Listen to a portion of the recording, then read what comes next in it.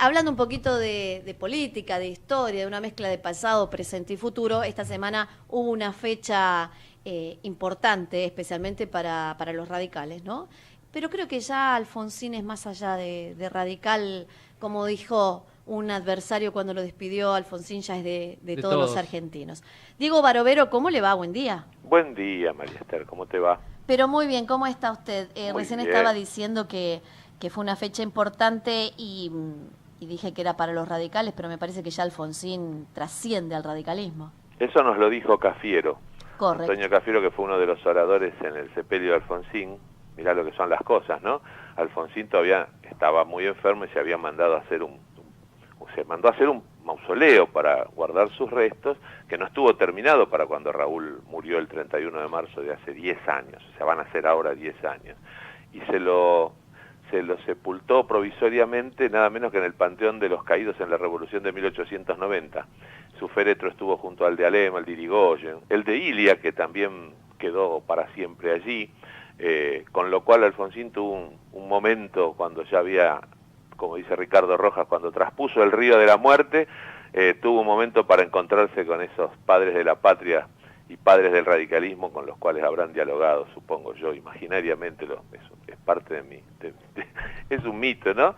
Y después pudo despedirse y fue a descansar a su propio mausoleo ahí muy cerquita, lugar de visita muy frecuente, siempre está concurrido, tanto el Panteón, pero sobre todo el mausoleo de Alfonsín, que es muy austero, muy discreto. Es verdad, no, ya no nos pertenece solo a los radicales, se acaban de cumplir 92 años de su nacimiento, y bueno, se hicieron algunas actividades interesantes para rescatar, no su memoria desde un punto de vista necrológico funerario, sino su memoria viva, lo que nos enseñó, los ejemplos que nos dio, la trascendencia de su pensamiento, de su obra, también sus aspectos personales. Vos sabés que ese mismo día, el 12 de marzo, además de presentarse en Notorious la web alfonsin.org, una iniciativa de la Fundación Alem, que seguramente ustedes darán cuenta de su contenido en este programa. Después se hizo una misa en la parroquia que queda muy cerca de donde vivió siempre Alfonsín, en San Nicolás de Bari, en la calle Avenida Santa Fe al 1300, y bueno, ahí se nos dimos cita, bueno, familiares, colaboradores como Margarita Ronco y Aide, exfuncionarios de Alfonsín, su vocero Nacho López, muchos, bueno, los hijos, los nietos, mucha gente amiga, mucha gente espontánea que se hizo presente allí. La misa la celebró Monseñor José María Arancedo, obispo jubilado, que es el mismo que celebró la misa de cuerpo presente en la explanada del Congreso el día que lo llevábamos a Recoleta, ya cuando finalizó su velatorio, y era primo hermano de Raúl. Entonces tuvo la suerte de contar un poco desde su visión de pastor, pero también como primo, una cercanía familiar que además se tradujo, sobre todo en el final de Raúl, en los momentos póstumos, en una intensa amistad. Así que ahí pudimos escuchar algunas palabras de Monseñor Arancedo, que es uno de estos hombres de la Iglesia muy, muy formados, una personalidad, una persona con una agradabilísima forma de expresarse, y sin grandilocuencias, pero también sin caer en golpes bajos, llegó a decir que Alfonsín esencialmente fue un hombre bueno, que era alguien que no era capaz de hablar mal de otros, ni de criticar, ni de maldecir, ni de mentir. O sea, podía equivocarse cuando quería hacerlo, pero no era una persona que mintiera acerca de lo que iba a hacer. Y toda su vida y su actuación cívica, tanto en lo partidario como en lo que era el ejercicio del mandato presidencial, fue un hombre que obró con la verdad, o por lo menos en la búsqueda de la verdad, no teniendo él la actitud de ser el poseedor de la verdad, sino que él actuaba con su verdad, era espontáneo, era sincero, era noble, era franco. Así que bueno, eso nos acercó esa tardecita del 12 de marzo en la parroquia de San Nicolás de Bari, Monseñor Arancedo, a todos los que nos acercamos a compartir esa misa, para recordar a Raúl, que lo recordamos siempre, no necesariamente lo recordamos con una misa, pero fue Diego, oportuno. Diego, Raúl Alfonsín fue el último líder político de la Argentina. ¿Por qué pregunto esto? Hoy, ves la política actual, no hay un liderazgo, no hay liderazgos naturales, ni siquiera liderazgos de aquellos que hayan recorrido un camino. Recuerdo en los últimos tiempos de Alfonsín, una de las figuras más controvertidas de ese radicalismo era la figura de Cobos, que le habían echado, que no iba a volver nunca, y recuerdo que Alfonsín habló junto a los radicales y Cobos volvió, porque habló Alfonsín. Digo, Alfonsín hoy fue el último líder natural que tuvo la política argentina, no solamente los radicales, la política argentina. Fue un gran líder, seguramente si pensamos en la transición democrática del 83, hubiese sido muy distinta sin Alfonsín presidente. La fortaleza, la forma en que él reconstruyó y fortaleció al radicalismo, que era un partido orgánico, extendido por toda la República, pero minoritario, él le dio carácter mayoritario. Fue uno de los episodios más notables e interesantes de la historia política argentina. Después, obviamente, le tocó pagar costos de decisiones que tuvo que tomar al presidir una transición conflictiva, compleja, en un momento del mundo muy difícil, con una economía argentina muy dependiente, situación que no pudo revertir. Ahora triunfó en lo político.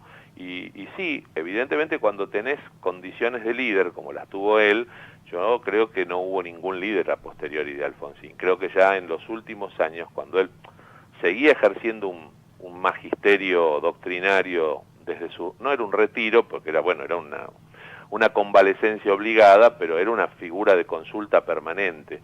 Y el radicalismo no se repuso de ese liderazgo tan importante, que era carismático, que era magnético, que era intelectual, porque era un hombre de lecturas profundas, de una gran capacidad de análisis, un hombre que tuvo inclinación, sobre todo ya en la adultez, una inclinación hacia la filosofía que no se le ve a demasiados dirigentes. No voy a decir de mi partido, voy a decir en general.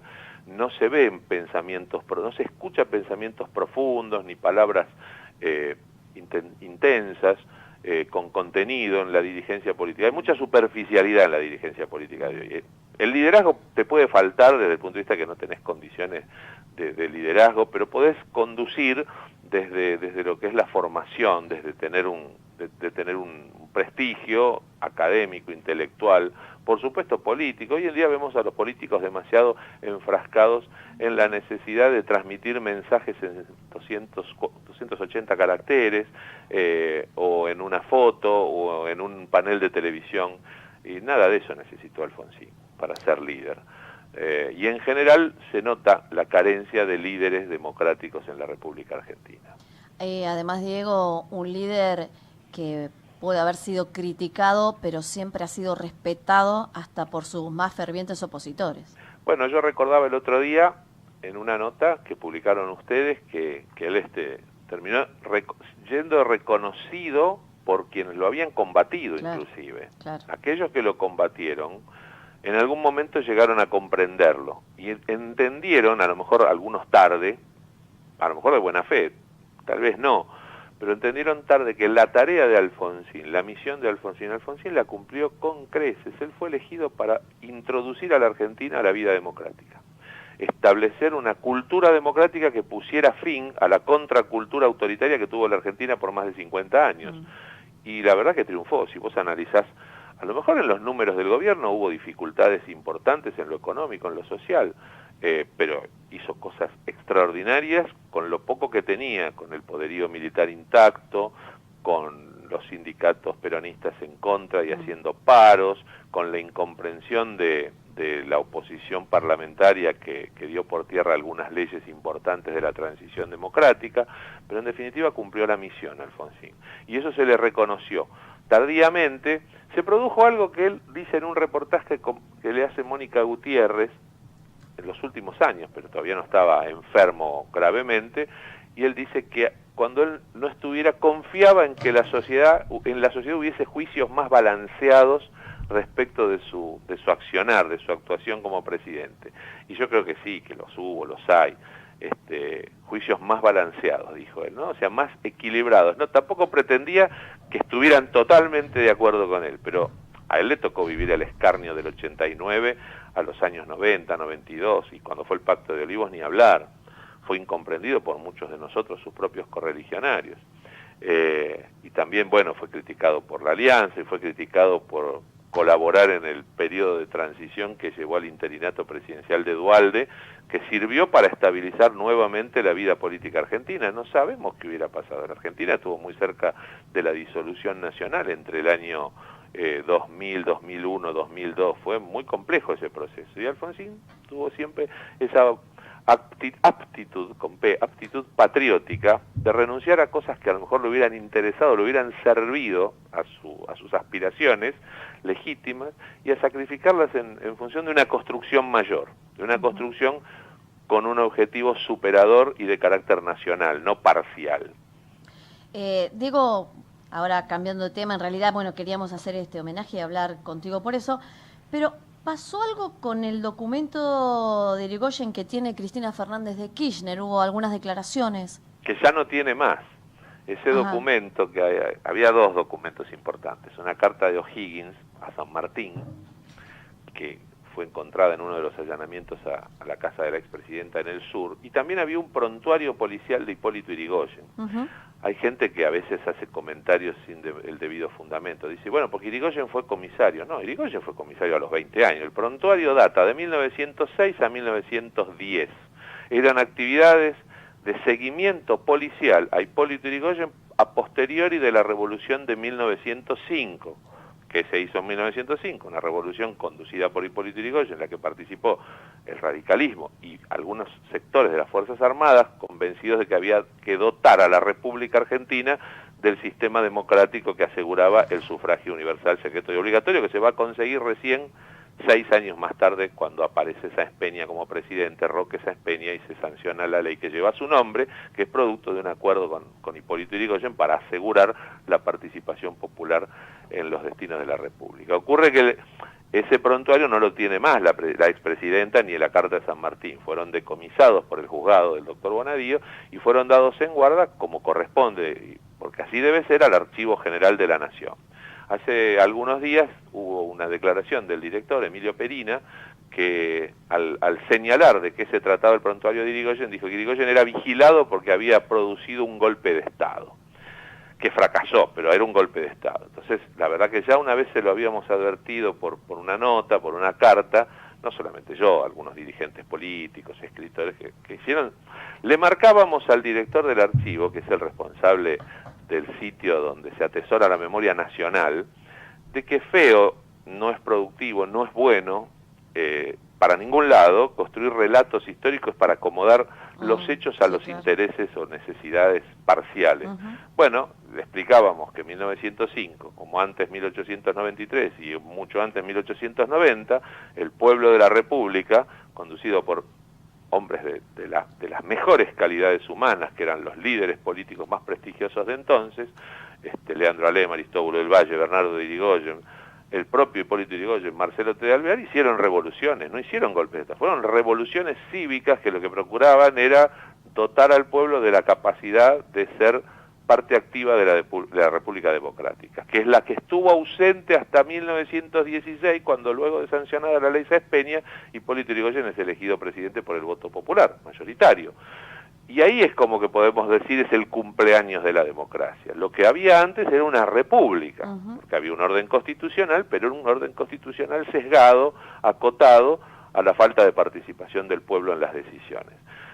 Fue un momento de respuesta que además me parecía que era inoportuno que el director del Archivo General difunda una información histórica que es incorrecta, que él le pone evidentemente un contenido ideológico, que desconozco el motivo y el porqué, pero que no tiene fundamento, porque en ningún tratado de historia argentina, ningún historiador, cualquiera sea su orientación, liberal, conservadora, socialista, revisionista, ninguno puso que las revoluciones radicales fueron golpes de Estado. Entonces nos motivó a contestarle con una muy breve carta que hicimos pública por las redes sociales. Esperemos que se rectifique. Por otra parte, no hay ningún tipo de resquemor respecto de que pertenezca ese documento histórico, que está perfectamente donde debe estar. Es el Archivo General de la Nación, el órgano creado por la Presidencia de la República hace ya más de 70 años más o menos, porque fue en la presidencia de Perón, como ámbito de concentración de la documentación histórica de nuestro país. Entonces estamos de acuerdo con que esté allí. Lo que no queremos es que se atesore ese material para después transmitir una versión sesgada de la historia y que no se ajuste a la realidad primero, ¿no? Que no se ajuste a la verdad o a la historia más imparcial posible. Si hay algo que no produjo Irigoyen fueron golpes de Estado, claramente. Bien. Clarísimo, maestro. Muchas gracias por la nota. No, gracias a ustedes. Cariños y un buen fin de semana para todos. Igualmente, hablamos con el doctor Diego Barovero, que sabe muchísimo de nuestra historia.